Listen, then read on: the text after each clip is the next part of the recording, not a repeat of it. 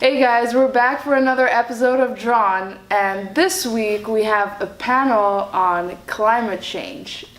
We have a couple talking points today, but one thing you pointed out was this Greta Thunberg character. She is a 16-year-old who is diagnosed with Asperger's syndrome, and she got headlines about a year ago for protesting in front of the Swedish parliament. I don't know how I feel about her, to be completely honest, but she was nominated for a Nobel Peace Prize, and she has sparked a lot of further school protests, basically ditching school, going down to the political center and pushing for climate reform, basically. And I think it's very cool what she did. Why do you say you're not sure how you feel about that, though?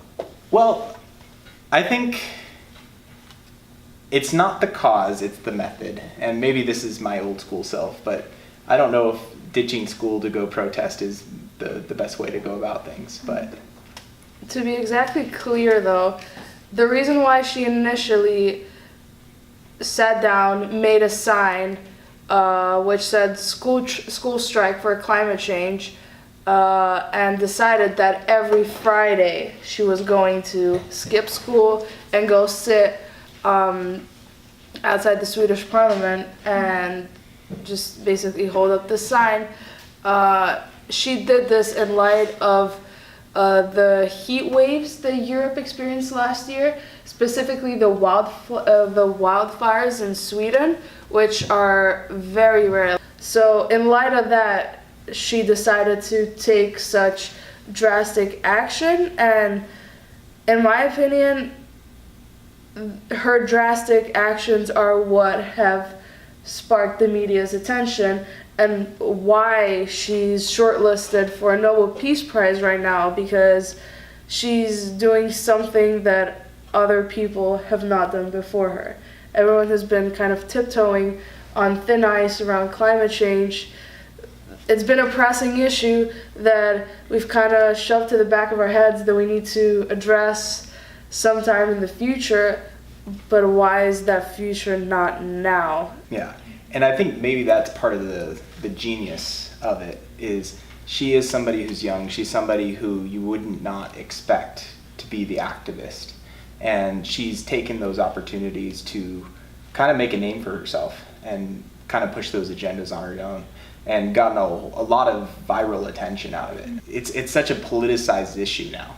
Climate change is something that, oh, that's just politics, or oh, that's, is the EPA run by somebody who is, corrupt, or is it, there's all these things these allegations that we kind of miss the whole issue nowadays.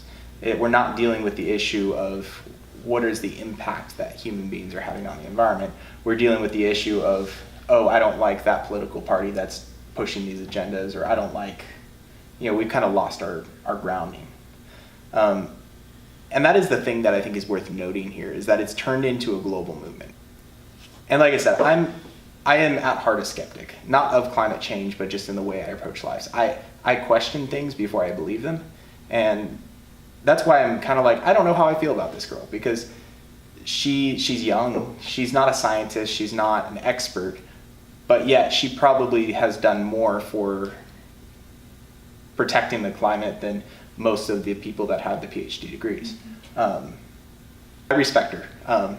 I do give her credit where it's due. I think another thing worth noting, though, is that, like you said, she's causing a global movement, not only within the political realm, but within other people her age. I think she started a global movement on March 15th. People from Canada to Australia to all over Europe were young people, high schoolers, were walking out of their schools, joining her in protest for climate change. And I think that a big part of it too is that it's not just her anymore. She's gaining national attention, and other young people are also starting to care about this stuff, whether or not it started out as just a way for them to skip school, or whether they actually took the time to research it and everything. They're making a stand. So I think that is a good way to get young people involved in politics and involved in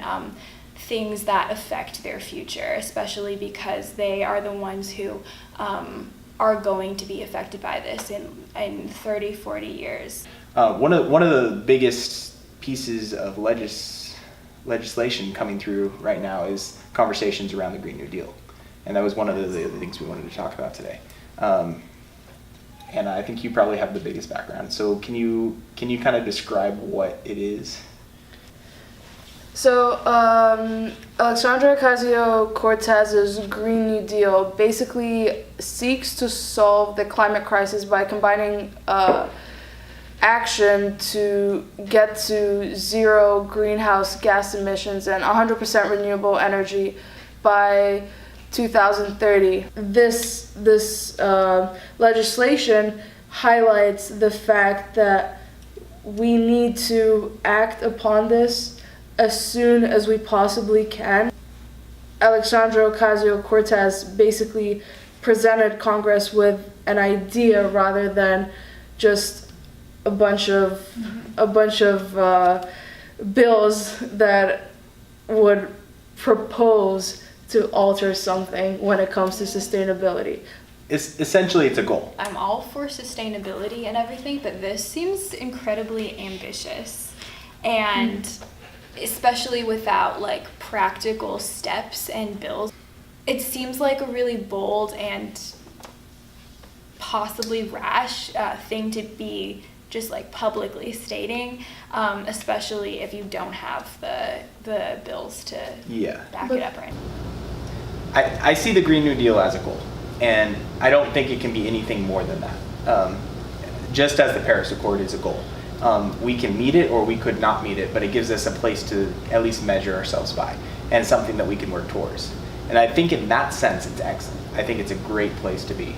And I'm going to frame this finally as saying, I don't think all climate policy is good policy.